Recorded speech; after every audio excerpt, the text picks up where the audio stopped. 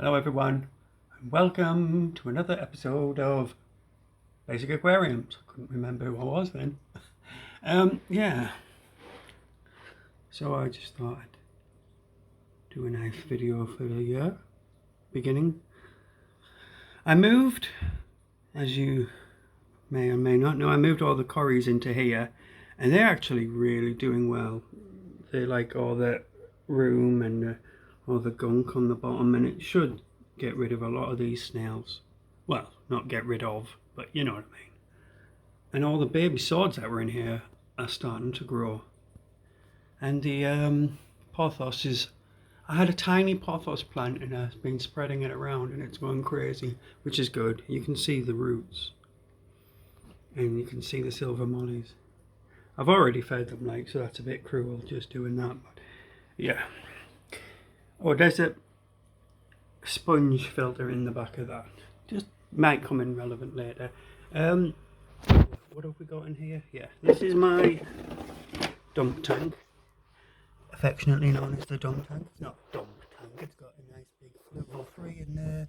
It's just all the spares. People say, oh, you get some of your black mollies or your swords or whatever.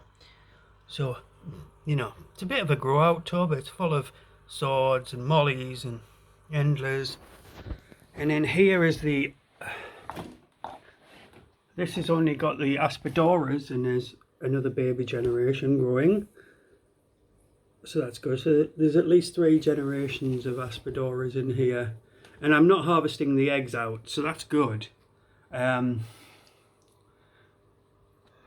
cherry barbs, still not seeing them lay any eggs, or if they are, they're not lasting very long, but I'm not going out of my way to harvest them. So, and there's 2 black mollies in there which were babies and I never took out, and it'll do, because the cherry barbs don't really go to the surface to eat the food, whereas the black mollies will go everywhere and they like to eat algae, so I don't have a problem with that. And there's more pothos up there. That was the size of the pothos. It came in a tiny tub and it's everywhere now. In here, this now is my shrimp tank. Oh, the other tank has a sponge filter. And this one has one as well at the back. This is my shrimp tank. This is what I always, well, it's more like a snail tank, isn't it? It's what I wanted it always to be. And it just had fish in, and it got more fish in and more fish in. I stripped the tank, took as many of the fish out as I could find, and I had cories hiding under the silt and all sorts, and I was like, oh, what? But eventually I got them all out. I took out all the fish, but I obviously didn't, because you can see baby fish. I zoom in a bit, but they're very, very small. But there's loads of shrimps in here, which is what I want. I want this just to be like shrimp heaven, just a big tank. Well, you know what I mean. A fair-sized tank, just full of shrimps, living their life, with a bit of dirt and detritus at one end and 100,000 snails in the middle, which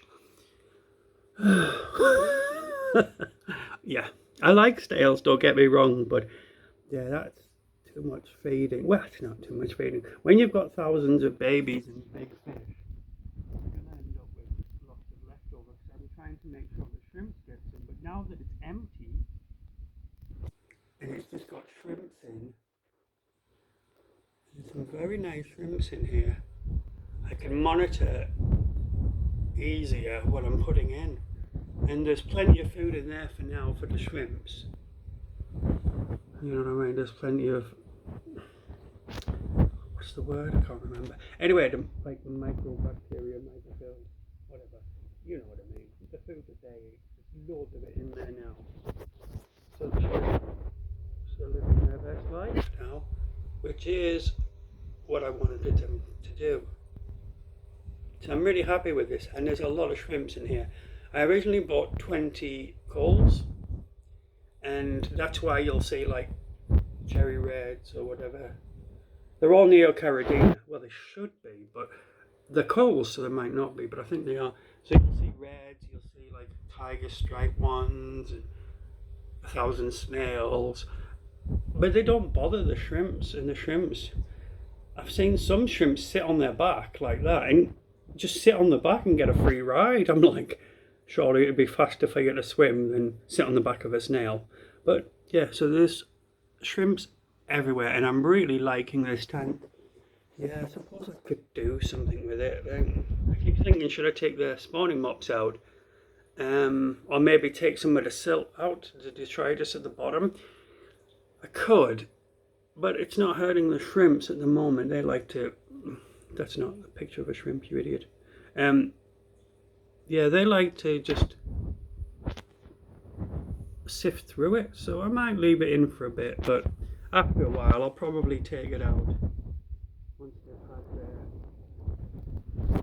If you look, they're just... Where is it? I can barely see some of these shrimps. Can you see the shrimp? It's like clear. You know what I mean? It is sifting through and it's doing its job.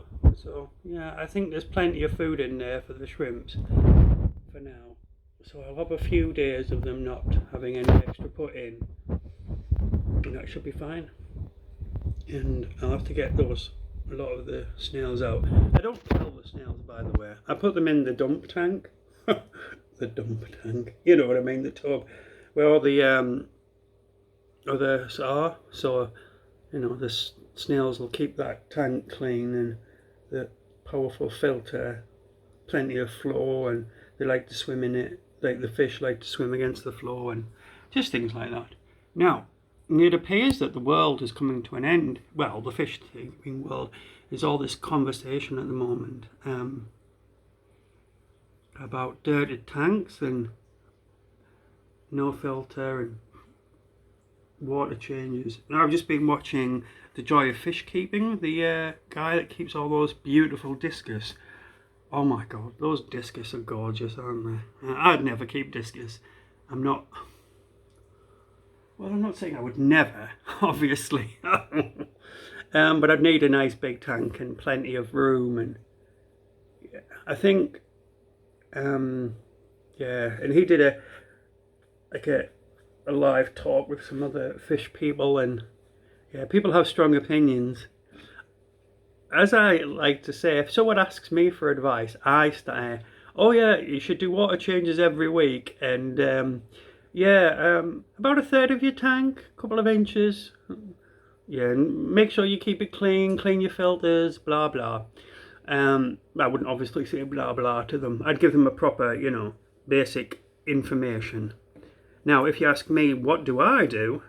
That's different again, and I wouldn't tell someone to do what I do because, surprisingly, I've had years of experience, and I'm willing to take the hit. If I kill my fish, that's my fault. I won't blame anybody else. So I'm not going to give people advice that I go, oh yes, this piece of advice is good. If it kills their fish, I'll feel like crap. So yeah, I just tell people that they should, you know, follow the basic rules. And then that's quite good for most fish. I wouldn't tell people to go for a dirty tank as their first tank, or even their second tank, to be fair. I know people that have been keeping fish for decades, and I wouldn't advise them to keep a dirty tank. It's not for some people. And no filters, and you have to know what you're doing. It's not just for any old person. Really, you need to know what you're doing. Yeah, I think the best piece of advice I'd give anybody is, if you're going to do a dirty tank, don't just follow one person's opinion. Like, in real life, I know when I was at school and places like that, I never went anywhere else. That was like 30, 40 years ago or whatever. We did research before the internet existed, well, before YouTube, and you didn't just take the first piece of advice. You went to the library, you got several books out that said the same, you know, on the same topic, and you compared them, and you then came up with an answer. And I think people are missing that. If I have an opinion and say MD has an opinion, or Keeping Fish Simple has an opinion, you don't just go with that one person's opinion. You do your research. Research. Because you're putting somebody, well, a fish's life in your hand. And I'm sorry, if you're just going to willingly mess with your tank and allow a fish to deliberately die just because you can't be bothered to do the research, then you shouldn't have them in the first place. They're a living organism. You should take the time and effort to look after them. Do your research. Just do your research and don't just go with somebody's idea. Like, this is why I just give generic information. I mean, my dad, he's in his 70s, he does the whole water change every week or every 2 weeks, depending on him. You know, he's getting old. And all of that sort of stuff. And my sister does the same. Like, everybody I know does similar things. It's like, yeah, you just do what's right for you. But I would never tell them to do what I do because I don't want their fish to die and it be at my hand. No, just do your research. I don't care if you've been keeping fish for a year or 30 years.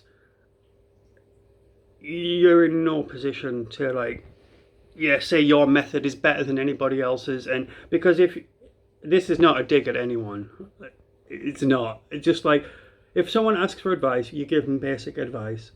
Or you show them your tank and go, I've kept these fish, they're perfectly alive.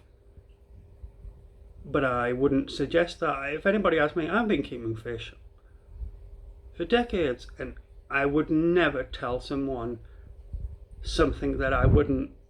I would just go, you do your water change.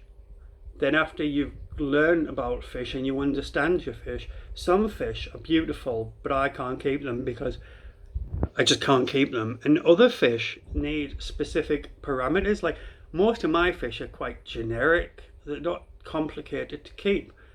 If I, like Joy Fish Keeping, had discus, I'd be water changing a lot. I'd have a fast flowing tank because that's what they're used to. They're used to a big river. They're used to, you know what I mean? You do your research.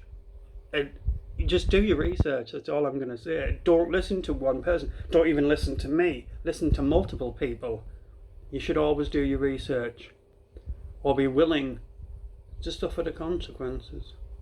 God, that's ominous. Anyway, that's my 12 minute rant. Sorry, that just went off on topic. But yeah, I think, I'm not saying it's a fad, because it's not. People have been doing that for years. It's just not been on the internet. But I'd always just say, do your research. And if you're new to the hobby, just follow the basics. Feed your fish every day or every 2 days, depending. Clean your filters out, but in cool water, not boiling water, and do a third water change. If you do that, your fish are going to be fine. And then if you want to experiment, but it's on your head.